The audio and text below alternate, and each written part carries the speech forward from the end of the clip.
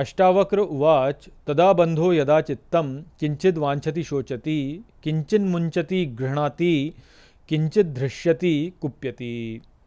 नमस्कार मित्रों, ये जो श्लोक है ये अष्टावक्र गीता के 8वें अध्याय का पहला श्लोक है जिसे हम आज गहराई से समझेंगे। तो आइए सबसे पहले इसके अर्थ को समझते हैं। तो जो श्लोक है वो कहता है अष्टावक्र उवाच, अर्थात अष्टावक्र ने कहा, तदा बंधो यदा चित्तम, अर्थात वैसे बंधता है जब चित्त से किंचित वांछति शोचति, अर्थात कुछ कामना करता है, शोक करता है, किंचन मुंचति गृह्णाति, अर्थात कुछ त्यागता है, ग्रहण करता है, किंचित धृष्यति कुप्यति, अर्थात कुछ हर्ष करता है, क्रोध करता है।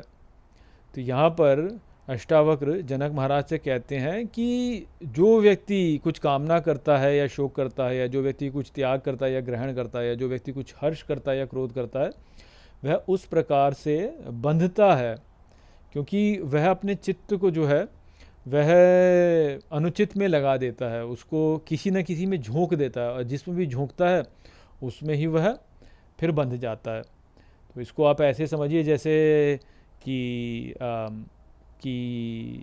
आप कुछ पकड़ लें, स्वयं से कुछ पकड़ लें और फिर जो है आप उसे छोड़ ना पाएँ, कि बस पकड़ लिया और अब छोड़ नहीं रहे। तो जैसे कामना कर ली कुछ, तो कुछ भी कामना कर ली, तो वो कामना जब आप करेंगे तो कामना से बंधेंगे ही आप, क्योंकि यदि वह कामना आपकी पूरी नहीं होती तो आपको दुख होगा, और दुख होगा तो आप जो है उससे दूर भागना चाहेंगे, और उससे दूर भागना चाहेंगे तो मुक्त नहीं हो सकेंगे।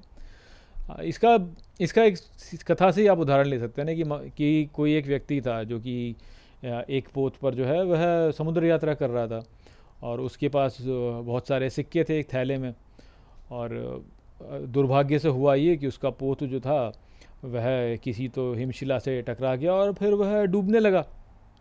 और जब वह डूबने लगा तो जो वो व्यक्ति था उसके पास जो सोने की मुद्राएं थी वह भी उस पोत के साथ में डूबने लगी। अब वह व्यक्ति जो था वह उन सोने की मुद्राओं को अपना मानता था, उनकी कामना करता था, तो वो जो सोने की मुद्राएं थी उनको संभालने का प्रयास करने लगा, किंतु उसमें स्वर्ण था और वह तो भारी था, तो वह तो नीचे डूबने लगा। तो साथ में व्यक्ति जो था उसने उसको पकड़ लिया और उसको छोड़ा नहीं, तो वह जो सोने की मुद्राएं थी वह तो डूबी, साथ में व्यक्ति भी डूब गया। तो यहाँ पर जो व्यक्ति डूबा वह क्यों डूबा? क्योंकि उसने कुछ पकड़ रखा था जो डूब रहा था। तो बस हमने भी यही काम कर रखा है, हमने इस संसार को जो है ऐसे पकड़ रखा है, और ये संसार जो है वह डूब रहा है। वास्तव में इस संसार में कुछ भी टिकता तो है नहीं, सब कुछ परिवर्तनशील है। आप अच्छे से अच्छा कुछ भी बना लीजिए, थोड़े समय तक रहता है, फिर वह नष्ट होने लगता है। अब मान लीजिए कि आपने जो है बहुत परिश्रम करके कोई एक बड़ा सा आपने घर खड़ा कर लिया, और आप बोलेंगे देखो मैंने इतना बड़ा घर खड़ा कर लिया, किंतु जिस दिन आपने घर खड़ा किया उसके अगले दिन से उस घर में टूट फूट चालू हो गई। कुछ न टूट रहा है, कभी ये टूट रहा है, कभी वो टूट रहा है। अब आप लगे रहिए उसको ठीक करने में, तो आपने ही जो है स्वयं के लिए एक आफत मोल ले ली ना। तो ये इसी प्रकार से बंधन उत्पन्न होता है कि संसार तो डूब ही रहा है, सदा संसार जो है वह परिवर्तनशील है और वह सदा विनाश की ओर ही जा रहा है। जैसे थर्मोडायनेमिक्स का जो सिद्धांत है कहता है कि एंट्रोपी जो है वह सदा बढ़ती है, अर्थात इस संसार में अराजकता जो है वह सदा बढ़ती रहती है। और उस अराजकता को यदि हमें नियंत्रण में रखना है तो हमें उसके लिए जो है कुछ प्रयास करना होगा। आपने जो अच्छा घर बनाया उसमें टूट फूट होती रहती है, यदि आप उस घर का जो है मरम्मत ना करवाएं उसमें, तो आपका जो घर है वो टूट फूट के वह अंततः नष्ट हो जाएगा। तो आपको निरंतर जो है उसमें कुछ ना कुछ करते रहना पड़ता है ताकि वह ठीक से रहे।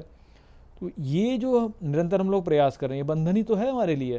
तो संसार तो सदा बिखर रहा है, किंतु उसको ठीक से रखने के लिए हमें उसमें बार बार क्रियाएं करनी पड़ती हैं, और ये क्रियाएं जो होती हैं यह ही बंधन का कारण बनती हैं हमारे लिए। तो बस वह ही बात जो कि यहाँ पे अष्टावक्र कह रहे हैं कि जो व्यक्ति कुछ कामना करता है या किसी चीज़ का शोक करता है, या वह किसी को तो ग्रहण करना चाहता है, किसी को त्यागना चाहता है, या किसी विषय से वह हर्ष करता है, किसी से क्रोध करता है, तो इस प्रकार की क्रिया यदि वो करेगा तो इससे अर्थ यही हो गया कि वह संसार के लिए जो है के प्रति सजग है, संसार में उसकी रुचि है, संसार को प्राप्त करना चाहता है, और जैसे ही वो ये करेगा तो वह बंधेगा। तो बस वही बात थी जो यहाँ पे अष्टावक्र जनक महाराज से कह रहे हैं। तो आशा करता हूँ कि मैंने इस श्लोक को आपको अच्छे से समझा दिया होगा। चलिए इसी के साथ इस वीडियो को यहीं पर समाप्त करते हैं। नमस्ते।